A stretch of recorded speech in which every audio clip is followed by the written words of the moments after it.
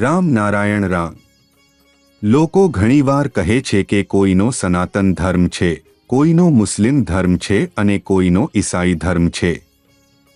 પણ શું ખરેખર ધર્મ એવી વસ્તુ છે કે જેને વહેંચી શકાય? આજના પરિસ્થિતિઓમાં દરેક જગ્યાએ ધર્મને લઈ લડાઈ ચાલી રહી છે.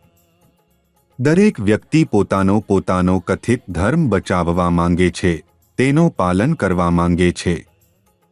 અહીં વિચાર કરવાની વાત એ છે કે શું આપણે ધર્મની રક્ષા કરીએ છીએ કે ધર્મ અમારી રક્ષા કરે છે? આજની બદલાતી પરિસ્થિતિઓમાં ભગવાન પણ આશ્ચર્યચકિત થઈ જાય કે આજનો માણસ કઈ દિશામાં આગળ વધી રહ્યો છે. માનવું પડશે કે આજના સમાજમાં સમાનતા લગભગ રહી નથી. ફાળવો અને શાસન કરોની નીતિ મુજબ આજે જાતિના આધારે લોકોને વહેંચવામાં આવી રહ્યા છે.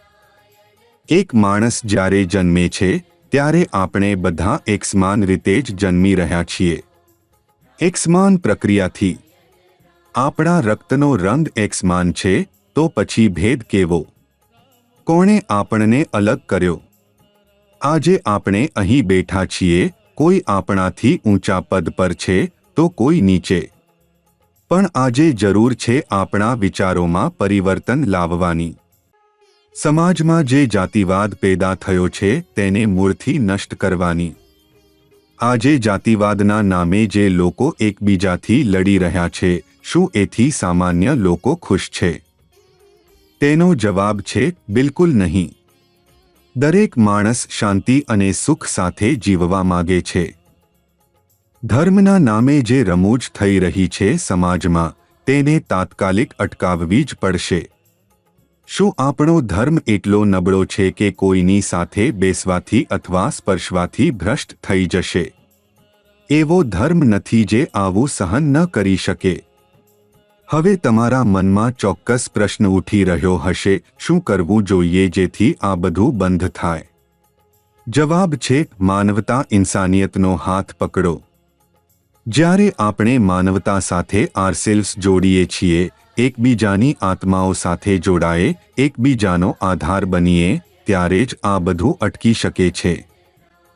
રામ નારાયણ રામ દ્વારા સમાજમાં ફેલાયેલી નકારાત્મક ઉર્જાને હંમેશા દૂર કરવાનો પ્રયાસ કરવામાં આવે છે, જેથી અંધકાર દૂર થાય અને જાગૃતિનું પ્રકાશ ફેલાય.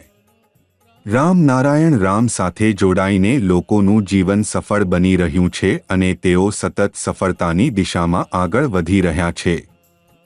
એટલે કે રામ નારાયણ રામનું જાપ કરતા રહો. કર્મ અને ધર્મની ચિંતા છોડી દો.